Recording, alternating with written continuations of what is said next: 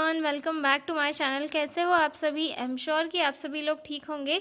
तो चलिए हम लोग स्टार्ट करते हैं आज का नया क्वेश्चन। आज के क्वेश्चन में हम लोग जो है 2 नंबर का क्वेश्चन डिस्कस करने वाले हैं, डेफिनेशन ऑफ हाइड्रोसेफेलस। ठीक है, काफ़ी इंपॉर्टेंट क्वेश्चन है और मैं आपको बहुत ही ईजी और सिंपल लैंग्वेज में समझाऊंगी। ठीक है, तो हाइड्रोसेफेलस क्या है? हाइड्रोसेफेलस जो है एक न्यूरोलॉजिकल डिसऑर्डर है और मोस्टली जो है ये न्यूबॉर्न्स में होता है। ठीक है, न्यूरोलॉजिकल डिसऑर्डर है, दैट मीन्स कि हमारे ब्रेन से रिलेटेड है। तो हाइड्रोसेफेलस में क्या होता है कि जो लिक्विड होता है यानी कि CSF जो हमारे ब्रेन और स्पाइनल कॉर्ड को कवर करके रखता है, प्रोटेक्ट करके रखता है और ब्रेन में जो है न्यूट्रिएंट वगैरह देने का काम करता है। तो उसका जो सिक्रीशन है वो बहुत ज़्यादा हो जाता है या फिर उसका जो एब्जॉर्प्शन है वो कम हो जाता है, जिसके कारण जो CSF है यानी कि सेरेब्रो स्पाइनल फ्लूइड है वो ब्रेन में ज़्यादा एक्यूमुलेट हो जाता है, उसका लेवल जो है ज़्यादा बढ़ जाता है, जिसके कारण वो वेंट्रिकल्स के बीच में जमा हो जाता है और जो वेंट्रिकल का साइज़ है वो बढ़ जाता है और ब्रेन टिश्यूज़ पे pressure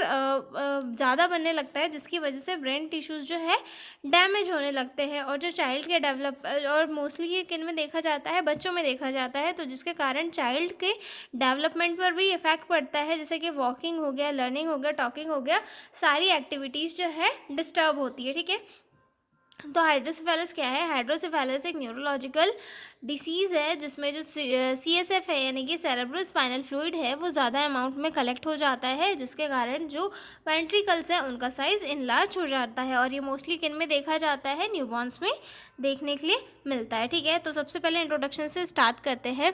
hydrocephalus is a condition in which excess CSF collect in the brain ventricles. मतलब हाइड्रोसेफेलस क्या है? एक ऐसी कंडीशन है जहाँ पर एक्सेस अमाउंट में CSF कलेक्ट हो जाता है ब्रेन के वेंट्रिकल्स में। ठीक है, this extra fluid causes the head to enlarge and puts pressure on the brain tissue. और इस जो है एक्स्ट्रा फ्लूइड के होने की वजह से जो है ब्रेन का जो साइज़ है वो इनलार्ज हो जाता है और एक्स्ट्रा प्रेशर जनरेट होता है किस पे?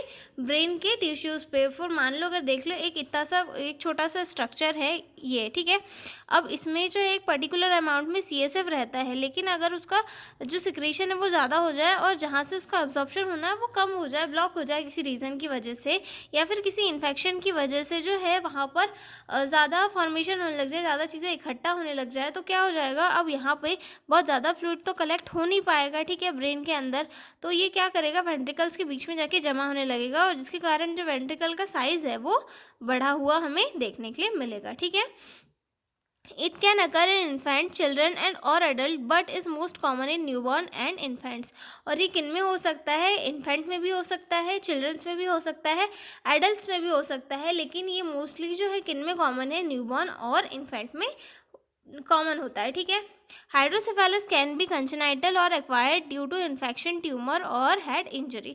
और हाइड्रोसेफेलस जो है कंजेनाइटल भी हो सकता है, यानी कि बर्थ से ही बच्चे को हाइड्रोसेफेलस की शिकायत हो सकती है, और एक्वायर्ड भी हो सकता है किसी रीज़न की वजह से, जैसे इन्फेक्शन हो गया, ब्रेन अपसेस हो गया जैसे कि, या फिर ट्यूमर या फिर हेड इंजरी अगर कोई है उसकी वजह से जो है ये एक्वायर्ड भी हो सकता है। ठीक है, early detection and treatment are important to prevent brain damage and developmental delay.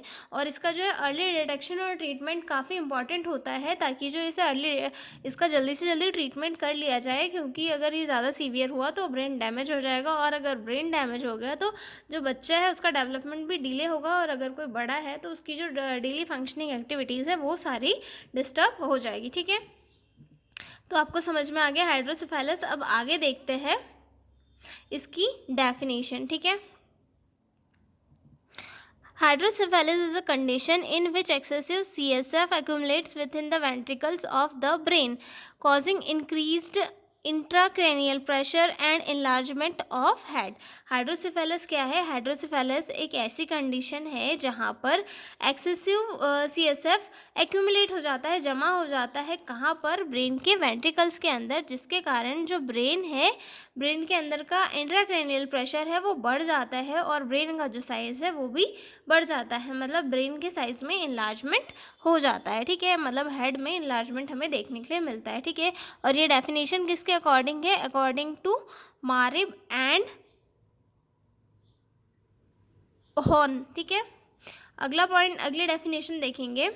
Hydrocephalus is the abnormal increase of cerebrospinal fluid within the ventricles of the brain resulting in enlargement of the head and possible damage to brain tissues. Hydrocephalus क्या है? एक abnormal increase है cerebrospinal fluid का ventricles के अंदर जो brain में present होते हैं, यानी कि ब्रेन के वेंट्रिकल्स के अंदर जो है एबनॉर्मल इंक्रीज होना CSF का, जिसके कारण enlargement of the head and possible damage to brain tissue, जिसके कारण जो ब्रेन के टिश्यूज़ है वो भी डैमेज होते हैं और साथ ही साथ जो हेड है उसका इनलार्जमेंट भी होता है। यानी कि सेकंड डेफिनेशन क्या कह रही है कि हाइड्रोसेफेलस एक ऐसा एबनॉर्मल इंक्रीज है CSF का जो वेंट्रिकल्स में होता है और जिसके कारण जो हेड है उसका साइज़ भी इंक्रीज होता है और साथ ही साथ जो ब्रेन के टिश्यूज़ है वो भी डैमेज होते हैं। ठीक है, तो ये हो गई हमारी डेफिनेशन। मिलते हैं अगले वीडियो में।